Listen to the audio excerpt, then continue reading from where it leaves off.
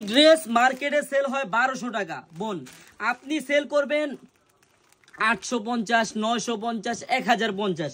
দেখেন কি পরিমাণ ডিজাইন, এক একটা এক এক ডিজাইন চিকেন কারি কাজ করা। আমি একটা ড্রেস আপনাদের খুলে দেখাই বোন, তাহলে আপনি বুঝতে পারবেন। হ্যাঁ, এই যে চারটা চারটা করে কালার হবে।